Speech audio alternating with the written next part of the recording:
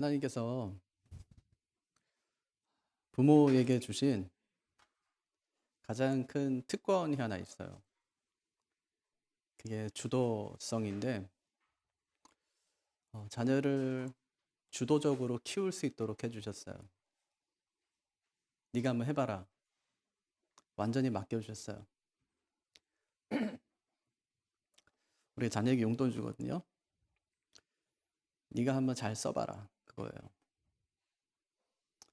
그러니까 그 정도 돈은 아이가 막 펑펑 쓰고 다 써도 그것 때문에 큰 문제는 생기질 않아요. 그러니까 부모가 아이에게 돈을 줄 때는 뭐 집 한 채를 살 만큼 주는 게 아니기 때문에 그거 만약에 잘못 쓰면 우리 집이 막 가세가 흔들리고 휘청거리고 그럴 정도가 아니기 때문에 잘 써봐라. 그리고 줘요. 뒤책임 내가 지겠다는 거죠. 하나님도 우리에게 주도성을 주세요. 주도할 수 있게. 가정의 신앙생활, 또 자녀들 신앙으로 키우는 일.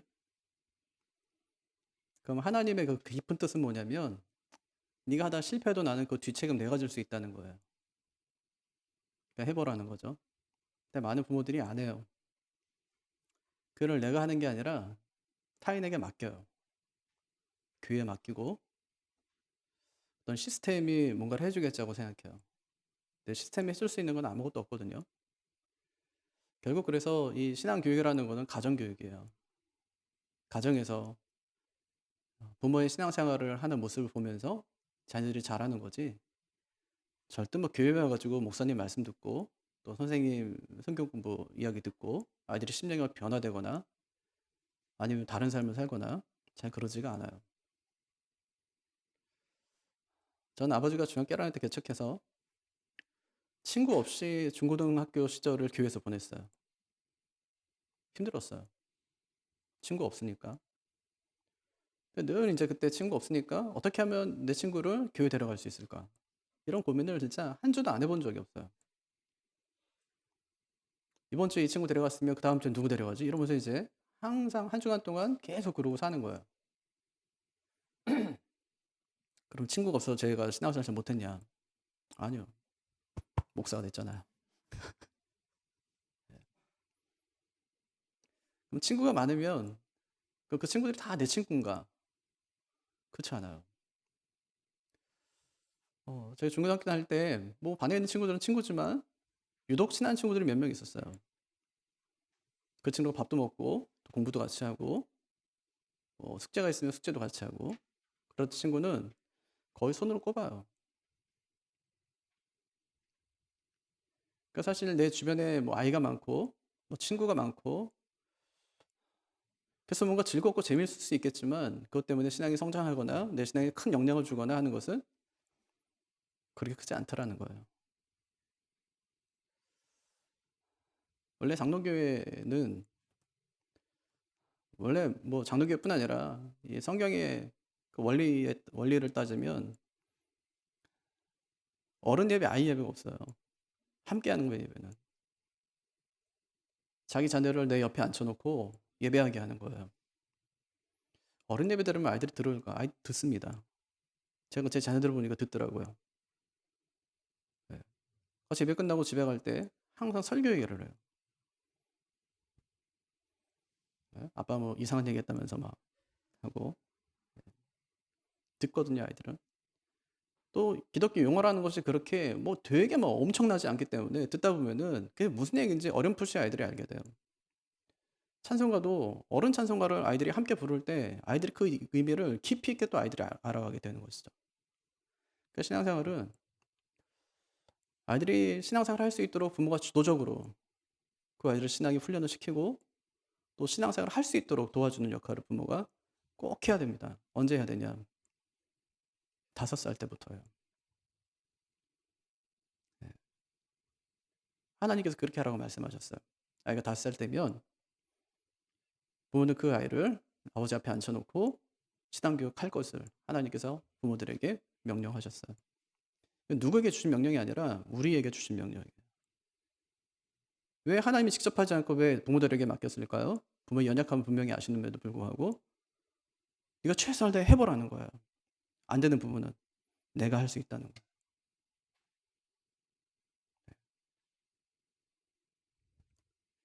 아, 우리 뭐 늦었으니까 이제. 네, 늦었어요. 손자를 그냥 두지 마시라고요. 손주를. 신앙을 잘 키워보세요. 예뻐만 하는 게 아니라 아이가 신앙을 잘 할 수 있도록 잘 키워내는 겁니다. 지금까지 한 800억 명 정도가 지나갔대요. 이 세상에 왔다가 죽은 거예요. 지금은 약 80억 명 정도가 삽니다. 많죠? 근데 이 800억 명 또 80억 명 중에 가장 소중한 사람은 누굴까요? 나예요. 어떤 누구도 아니고 가장 소중한 사람은 나예요.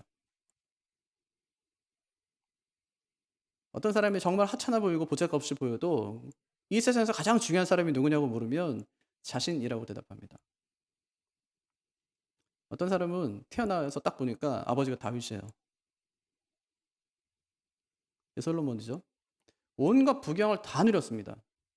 못 해본 게 없고요. 안 해본 게 없고요. 가져보지 못한 것이 없어요. 원하기만 하면 무엇이든지 가질 수 있었어요. 누구하고 지식을 놓고 지혜를 놓고 겨루어도 절대 지지 않는, 단순히 부경만 가진 것이 아니라 이 세상 정말 전무후무할 정도로 하나님께 지혜도 주신 그런 사람이었어요. 아무것도 부러울 것이 없고 아무것도 누리지 못한 것이 없는 그런 사람이었습니다. 그런데 그가 제일 마지막에 자기 인생을 돌아보면서 했던 말이 헛되다는 거였습니다. 헛되고 헛되며 헛되고 헛되니 모든 것이 헛되도다.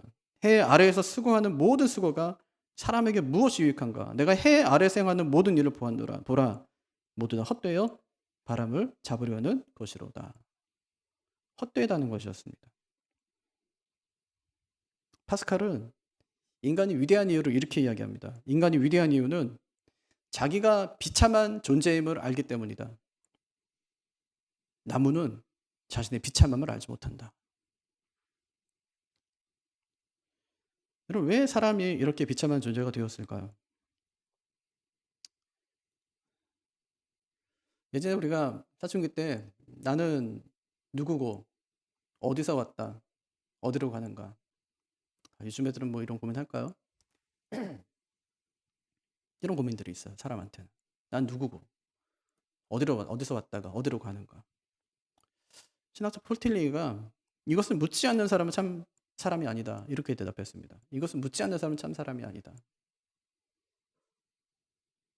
왜 인간이 이렇게 비참한 존재가 되었을까요? 하나님께서 그렇게 인간을 창조하신 걸까요? 창세기 1장 1절을 보면 태초에 하나님이 천지를 창조하시니라 하고 말씀합니다. 세상도 사람도 하나님이 창조하셨다는 말입니다. 여기에 인간의 한계가 있습니다. 만드신 분이 알려주시기까지는 인간은 아무것도 알 수 없다는 얘기예요. 실제로 그래요. 엄마가 된장찌개 끓였어요. 그 안에 뭘 넣는지는 엄마만 알아요. 아무도 몰라요. 도대체 뭘 넣기에 맛이 이래? 그건 엄마는 알아요. 뭘 더 넣는지 뭘 덜 넣는지. 이번엔 뭘 추가했는지는 엄마만 안다고요. 예전에 저희 집 앞에 설렁탕 집 하나가 있었어요. 근데 맛이 되게 없었대요. 전 어릴 때라서 뭐 모르는데 어머니가 그래요. 맛이 되게 없었대요. 근데 그 아줌마한테, 동네 아줌마니까 설렁탕 어떻게 끓여야지 좀 물어봤대요. 어떻게 끓여야 되냐. 맛도 없다면 왜 물어봤냐 그랬더니 그냥 물어봤대요. 그랬더니 안 가르쳐 주더래요. 그 비법을 안 가르쳐 주더래요. 비밀인 거죠. 알고 싶지도 궁금하지도 않지만 하여튼 물어봤는데 그렇게 맛없는 건 좀 알려줄 수 있을 것 같은데 그것조차 알려주지 않더라는 거예요. 그 누구만 아냐? 그 아줌마만 알아요. 그 맛의 비밀은 그 아줌마만 알죠. 만든 사람만이 안다는 말입니다. 세상도 마찬가지인데요. 이 세상에 담긴 오묘한 진리는 누구만 알 수 있냐? 하나님만이 알 수 있습니다. 우리 지금 너무 똑똑해서 우리가 다 아는 것처럼 우리는 생각하고 우리 속에 있는 걸 훤히 들여다보는 것처럼 우리는 그렇게 이해하지만 사실은 사람은 인간에 대해 세상에 대해 아는 것이 별로 없습니다. 노벨 의학상을 받은 프랑스의 알렉시스 카넬이라는 분이 이렇게 말했어요. 인간에 관한 정보는 너무 많아 인간에 관한 논문을 모으면 수백 수천 권에 달한다. 그럼에도 불구하고 실제로 우리는 인간에 대해 아무것도 모른다. 인간을 연구하는 연구자들은 아직도 해답을 발견하지 못했고 매우 초보적인 지식 속에서 헤매고 있을 뿐이다. 이게 의사의 대답이에요.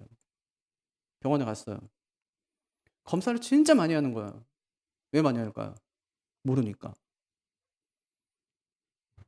몰라요. 잘 몰라요.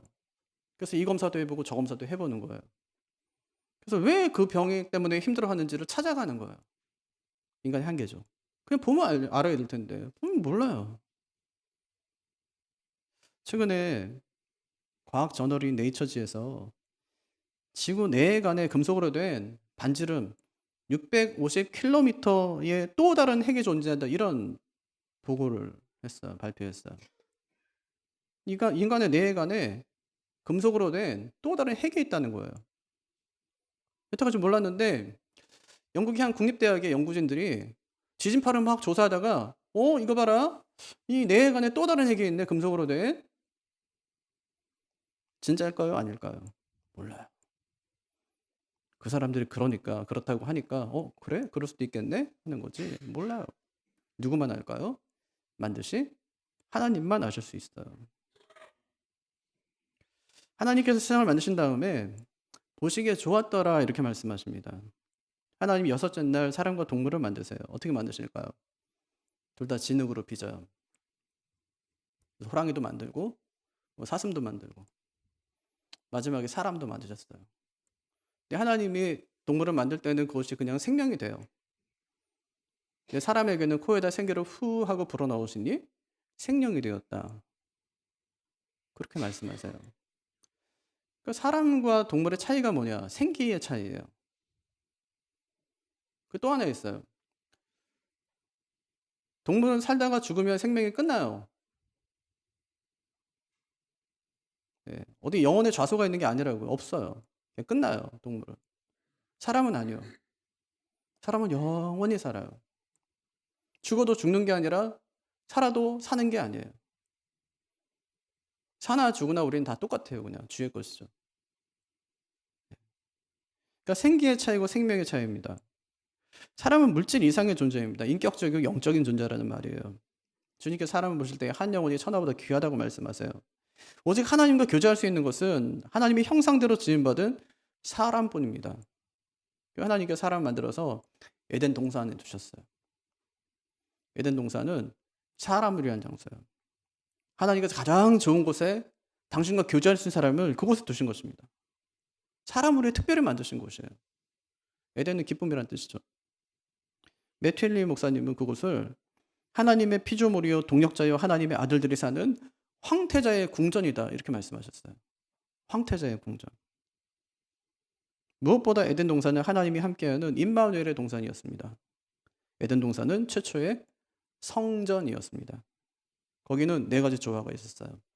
첫째가 하나님과의 조화예요. 하나님과 교제가 이루어져요. 두 번째는 자신과의 조화예요. 거기 없는 게 있어요. 우울, 낙심, 불안, 초조, 자책, 죄책감, 이런 것이 없었어요. 또 이웃과의 조화입니다. 학폭, 갑질, 부부간의 갈등, 이런 것이 없었어요. 마지막 네 번째는 생태계와의 조화예요. 사람과 사자가 어울려 살아요. 사람과 자연이 조화를 이루며 사는 곳이 에덴 동산이었다고요. 근데 여러분, 왜 이렇게 변했을까요? 처음 하나님께서 만드실 때는 이 세상이 그렇게 완벽한 조화를 이루면서 우리가 살 수 있었는데 왜 이렇게 변했을까요? 지금 지구촌에는 전쟁, 기근, 질병, 죽음, 이런 것들이 끊임없이 일어납니다. 왜 이렇게 변한 걸까요? 성경은 그 원인을 죄라고 이야기합니다. 죄 때문에. 그 죄는 어디서 왔을까요? 하나님이 에덴 동산의 각종 나무의 실과는 다 먹게 하셨습니다. 단 한 가지, 선악을 알게 하는 나무의 실과, 그 열매는 먹지 말라, 그렇게 말씀하셨어요. 창세기 2장 16절 17절입니다. 여호와 하나님이 그 사람에게 명하여 이르시되 동산 각종 나무의 열매는 내가 임의로 먹되, 먹고 싶을 때마다 먹으라는 얘기예요. 선악을 알게 하는 나무의 열매는 먹지 말라, 내가 먹는 날에는 반드시 죽으리라 하시니라. 이 말씀에는 인간을 향한 하나님의 놀라운 뜻이 숨겨져 있습니다. 이 말씀은 인간과 세계에 대한 기본적인 이해와 태도를 결정하는 아주 중요한 말씀이에요. 어떤 사람들은 하나님이 나무 만드실 때 선한 나무와 악한 나무를 이렇게 구별해서 만드셨다 이렇게 말하는 사람들이 있어요. 근데 그렇지가 않아요. 에덴 동산의 모든 나무는 아름답고 또 좋은 열매를 맺는 그런 나무들이었습니다. 특별히 어떤 나무를 나쁘게 만들어서 그 나무의 열매를 먹으면 죽게 하는 그런 나무가 있었던 것은 아니에요. 선악을 알게 하는 나무의 열매를 먹으면 사람이 죽나? 아니요. 그럼 특별히 뭐 맛이 없거나 쓰게 만드셨나? 그게 아니라 하나님이 선악과를 만드신 것은 두 가지 이유 때문이었습니다. 인간이 하나님께 순종하는지를 알려고. 두 번째는 인간의 자발적인 선택과 순종을 통해 영광을 받으시고 싶어서. 그 두 가지 이유예요. 두 가지. 순종하는지 알고 싶었어요. 자발적인 순종을 통해서 하나님 명령을 지키는 사람이 되기를 원하셨던 거예요. 무슨 얘기냐면 인간에게 자율권을 부여하셨다는 말입니다. 하나님께서 야, 다 먹지 말고 이것만 먹어. 이건 진짜 힘든 거죠. 그런데 다 먹어. 그런데 이것만 먹지 마. 그건 아주 쉬운 거라는 말입니다. 그것이. 그럼 무엇이 선이고 무엇이 악일까요? 그럼 간음을 왜 죄라고 할까요? 동물들은 그게 없잖아요. 그런데 왜 사람은 간음을 죄라고 말할까요? 하나님께서 결혼 제도를 두셨기 때문입니다. 하나님이 처음에 동물들 만들고 사람 만들 때 보세요. 동물들은 전부 암수를 다 만드셨어요. 사람만 남자를만 만드세요. 또 혼자 살았어요. 처음에 괜찮았는데 살다 보니까 외로워요. 피로를 느끼는 거예요. 근데 하나님께서 그걸 아셨어요. 아담을 깊이 잠재워요. 갈빗대 하나 꺼내가지고 여자를 만들어요. 그래서 하신 말씀이 돕는 배필이다 이렇게 말씀하세요. 결혼 제도를 성립하게 하신 거예요. 그럼 만약에 이런 제도가 없었다면 지금 어떨까요? 성이 엄청날 겁니다. 아마 지금 동물의 왕국처럼 사람을 살 수 있는 세상이 아닐 거예요.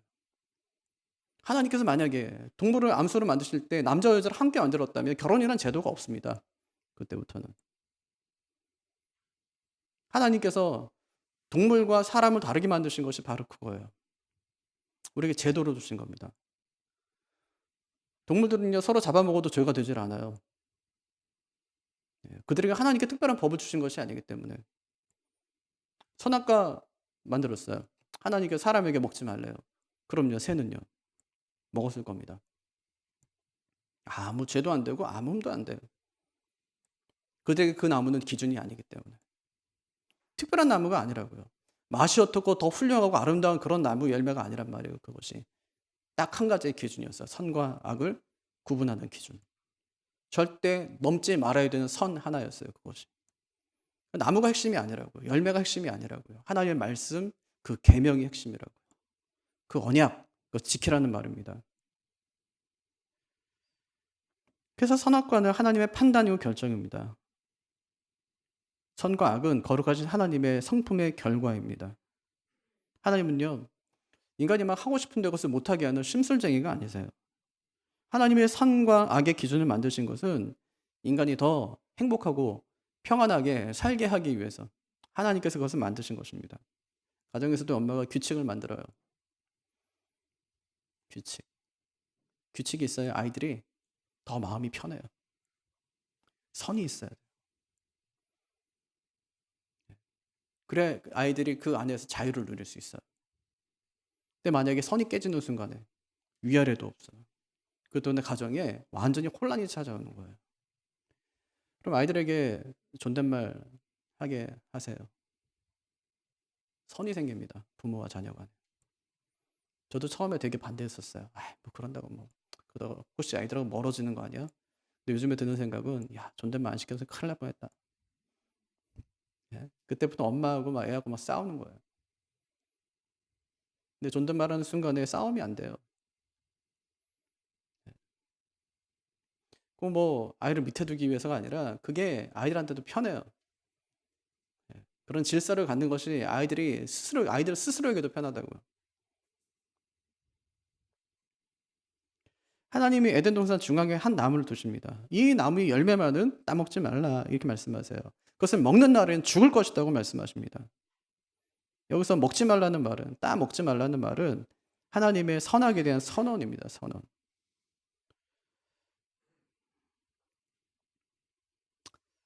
사람이 그 열매를 먹을 수 있는 아주 유일한 방법 하나가 있습니다. 하나님 명령에 대한 불순종입니다. 만약 인간이 하나님 명령에 불순종한다면 그것을 우리는 죄라고 부릅니다. 그것을. 그래서 본 회퍼 목사님은 선악과 명령에 대해 이렇게 말합니다. 이 말씀은 자유로운 동산 한가운데 한계선이 그어져 있다는 사실을 보여준다. 이 한계성이 바로 피조성이다. 이 한계 안에서 인간이 되어라. 그리고 이 한계 안에서 자유하여라. 이 말씀이다. 그러므로 한계는 은총이다. 인간은 하나님의 피조물로서 한계가 있는 존재라는 것을 확인시켜주는 말씀이다. 그러나 인간은 이 한계성을 거부하였다. 선악을 알게 하는 나무는 생명과 자유의 문제이다. 한계성이야말로 피조성과 자유의 진정한 근거이다. 진짜 멋있는 정의 아닙니까? 어제 뉴스에 유발 하라리가 뉴욕 타임즈에 기고한 글이 하나 실렸는데 그걸 정리하면 딱 요거예요. AI가 인류를 장악하기 전에 인간이 AI를 통제해야 된다. 이 말이에요. 이것이 인간의 한계이고 연약함이라는 말이죠. AI를 통제할 자신이 인간에게 없다는 말입니다. 만들면서도 불안해한다는 거예요. 근데 하나님은 인간을 만들 때 죄 지을 가능성을 열어놓고 만드세요. 이 말을 뒤집으면 인간이 죄 짓더라도 내가 통제할 자신이 있다는 말입니다. 그것이. 네가 아무리 죄를 짓는다 할지라도 나는 네의 죄인, 죄의 모습을 난 얼마든지 바꿀 수 있는 능력이 나에게 있다는 것을 하나님께서 보여주시는 거예요. 하나님의 전능성이죠. 근데 어떤 사람들은 하나님이 그렇게 한 걸 가지고 하나님께서 왜 인간을 악의 가능성 있는 그런 존재를 만드셨냐고 이야기합니다. 선악과를 안 만들면 뇌 중에 만들어서 인간을 죄에 빠지게 하냐 이제 그렇게 이야기합니다. 하지만 이런 항의는 왜 나를 기계로 만들지 않고 왜 사람으로 만들었냐 그런 뜻이에요. 로봇은 죄를 짓지 않거든요. 사람은 죄를 지을 수 있지만 로봇은 죄를 짓지 않아요. 근데 우리는 죄를 지을 수도 있고 짓지 않을 수도 있습니다. 그럼 이게 항의할 내용이겠습니까? 이처럼 선악을 알게 하는 나무는 자유의 문제입니다. 하나님은 인간 앞에 선택의 문제를 두셨습니다. 선택할 수 있다는 것은 엄청난 특권이에요.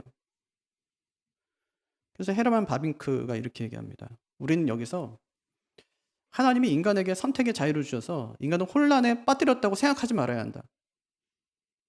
아담은 그 명령을 쉽게 지킬 수 있었다.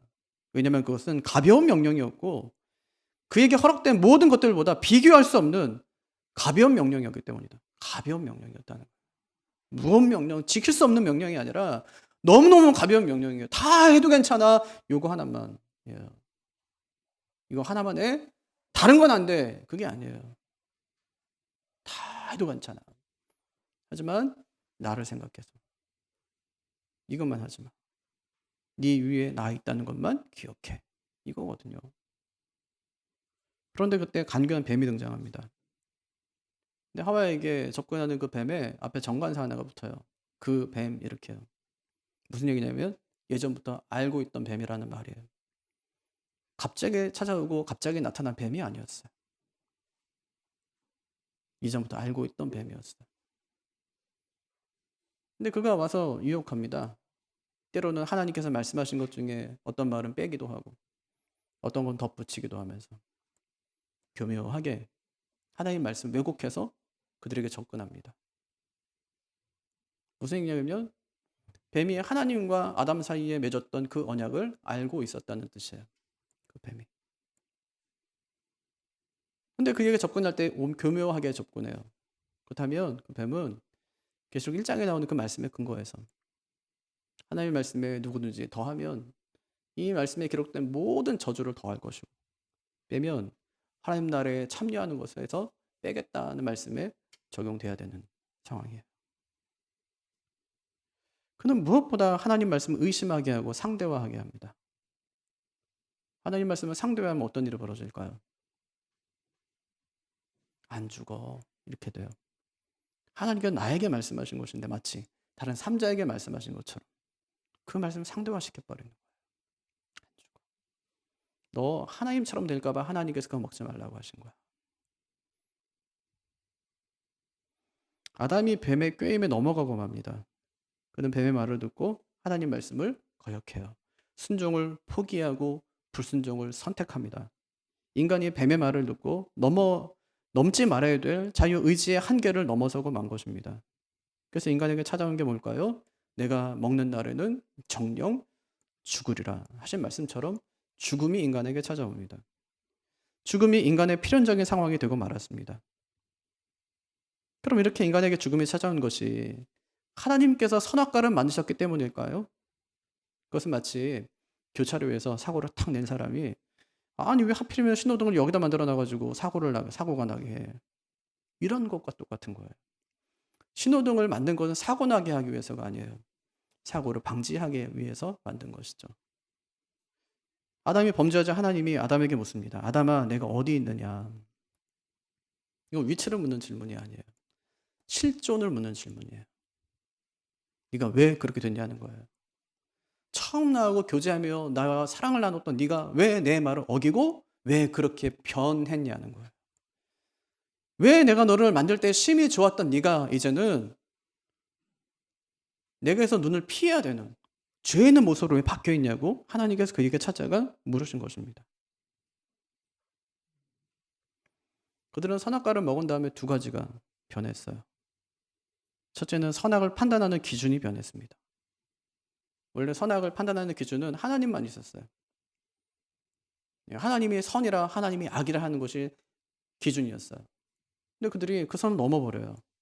이제는 선악을 판단하는 그 기준이 인간의 자율성으로 넘어가고 말았어요. 네. 두 번째는 하나님과의 관계가 재설정되었습니다. 하나님의 말씀을 어긴 다음 눈이 맑아져요. 하나님이 두려워서 피해야 되는 존재가 되고 말았습니다. 하나님에 대한 경외심이 사라졌어요. 그 자리에 하나님에 대한 두려움, 공포심이 자리 잡게 되었습니다.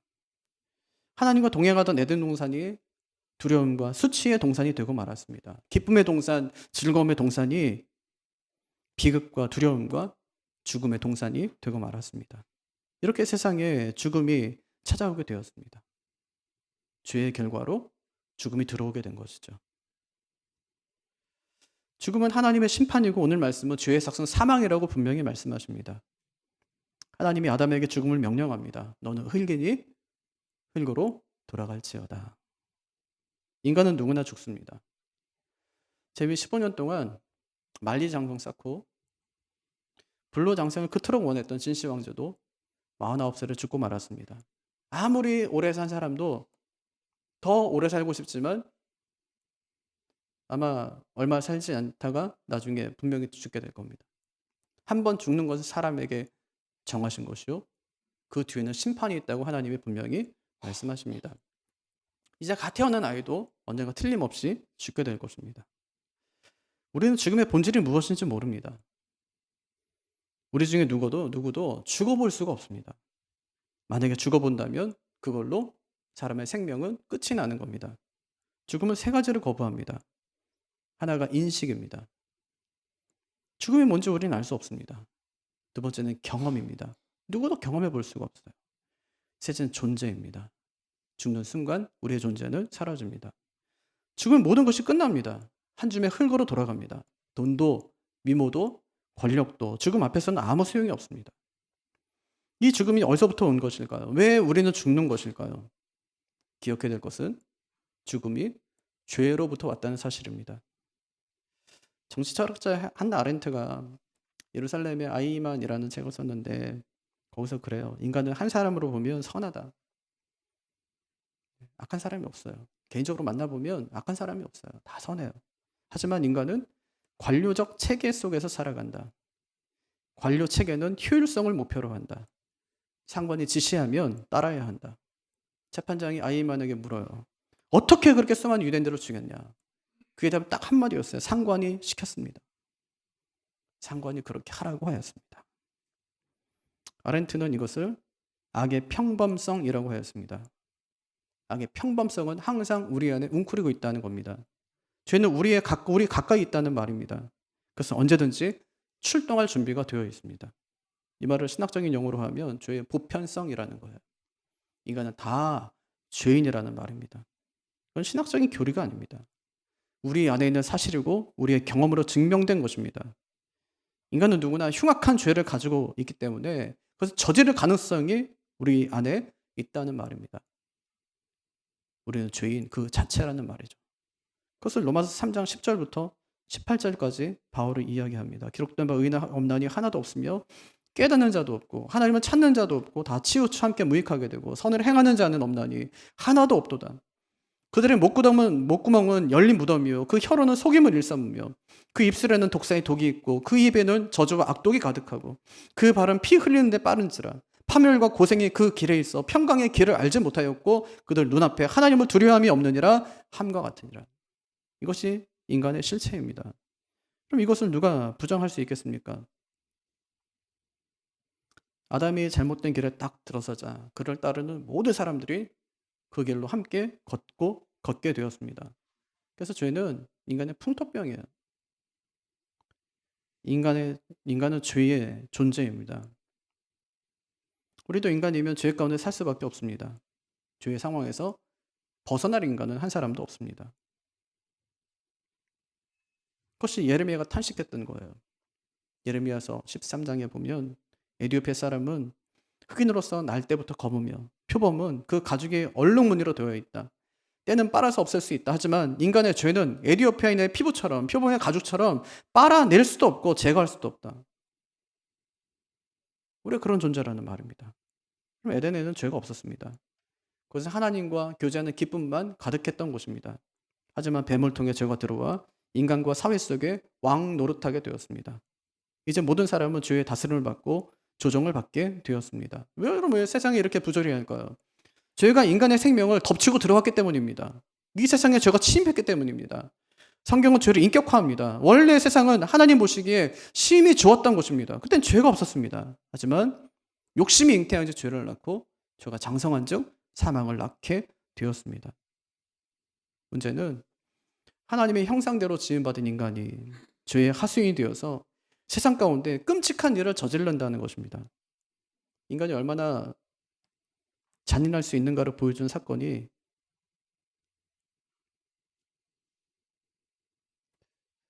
정현웅 씨가 쓴 마루타라는 책을 보면 일본군의 끔찍한 만행이 나옵니다. 사람 몸에 패스트균, 콜레라균 이런 균들을 넣어서 어떻게 죽어가는지를 살펴봤습니다. 731 부대는 한국 사람, 중국 사람, 몽골 사람, 러시아 사람, 미국 사람 포로를 한 3,000명쯤 잡아다가 대형 원심 분리기에 넣고 생피를 짜는 실험까지 했습니다. 진공실에 사람을 집어넣고 압력에 따라 사람이 어떤 반응을 보이는지를 살펴봤습니다. 임산부에게 약물을 투여한 다음에 기형아 생성 과정을 살피기도 했습니다. 그래서 어떻게 하냐면 사죄하지 않아요. 사죄하지 않아요. 식민지배를 부정합니다. 우리 하지 않았다는 거예요. 저희 할머니는 한국전쟁 났을 때 경기도 광주 저희 고향인데 거기 산이 굉장히 깊어요. 생각보다. 옛날에 거기 호랑이 났답니다. 호랑이. 저희 할아버지가 봤대요. 호랑이를. 그거 진짜냐 그랬더니 눈만 봤대요. 그래서 약간 큰데 하여튼 눈만 봤대요. 호랑이 눈이라고 하더라고요. 그래서 그런가 이런 네. 깊어요 산이. 한국전쟁 났을 때 그 안으로 이제 피난 간 거예요. 피신. 동굴 이렇게 산에다 이렇게 불 파가지고 거기 사는데 전쟁 끝나면 나가야지 하고 있는데 북한군이 거기 들어온 겁니다. 거기를. 그래서 밥 해주셨대요. 무섭지 않았냐고 그때 착하더래요. 북한군 때문에 한 번도 나쁜 얘기를 한 번도 안 하셨어요. 그런데 일제시대 있잖아요. 일제강점기 때 그 얘기를 하시면 막 뭐 어떻게 하지를 못하세요. 너무 분하고 괴롭고 막 원통해가지고. 마을에 있는 할아버지들 와서 그냥 젊은 사람들 와서 뺨을 쳤 때리고 안에 있는 거 다 털어가고 막 노숟가락 노숫자 하나 뭐 밥그릇까지 전부 뺏어가고. 네. 엄청난 지배를 받으신 거예요. 저희 할아버지도 강제 노동 하신 거죠. 계속 아침마다 끌려가가지고 하루 종일 그냥 길 닦고 이런 거. 그러고 사셨어요. 36년 동안 겨우겨우 버틴 거라고 그 시간에. 진짜로 뭐 죽창으로 사람 찔러 죽이고 막 이런 일들이 마을에서만 일어났다는 겁니다. 그래서 할머니가 권투 안 좋아하는데 뭐 일본 사람하고 권투만 하면은 막 손에 막 이래요. 막 "저거는 꼭 이겨야 된다면서 저놈들한테는 꼭 이겨야 된다."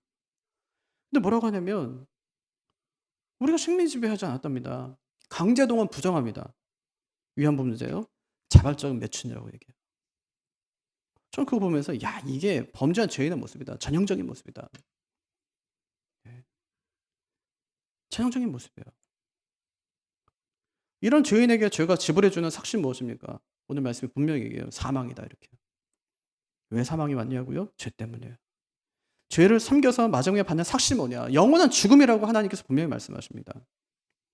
죄의 패러다임은 자기가 쌓은 업적으로부터 삭스를 받는다는 겁니다. 하나님 패러다임은 자기가 한 게 아무것도 없는데 선물을 받는다는 거예요. 그 선물을 은혜라고 이야기합니다.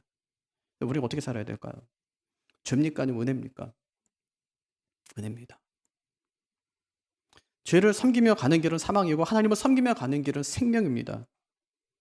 바울에서 물어요. 죄를 섬겨 사망을 받을래? 아니면 하나님을 섬겨서 은혜를 받을래? 생명을 받을래? 영생을 얻을래? 하고 묻습니다. 죄를 섬기면 노예의 삶을 살고 하나님을 섬기면 자녀의 삶을 살아갑니다. 누구를 섬기냐에 따라 그 마지막이 다르다는 말입니다. 난 누구를 섬깁니까? 나의 주인은 누구입니까? 우리 죄의 문제를 해결할 수 있는 방법이 무엇입니까? 이것이 오늘 여러분과 제가 나눌 첫 번째 질문이에요. 다음 주에는 그 질문에 대한 대답을 좀 하고 싶어요. 그 질문에 대한 대답이 죄에 대한 문제를 어떻게 해결할 수 있냐고, 인생의 죽음의 문제, 끔찍한 영혼에 관한 문제를 어떻게 해결할 수 있냐고, 그 십자가입니다. 십자가로 예수님이 다 해결하셨다는 거예요. 그 이야기를 다음 주에 하려고 합니다. 십자가 붙들고 예수 붙들고 성령 붙들고 그래 살아가는 우리가 되기를 주님의 이름으로 축복합니다.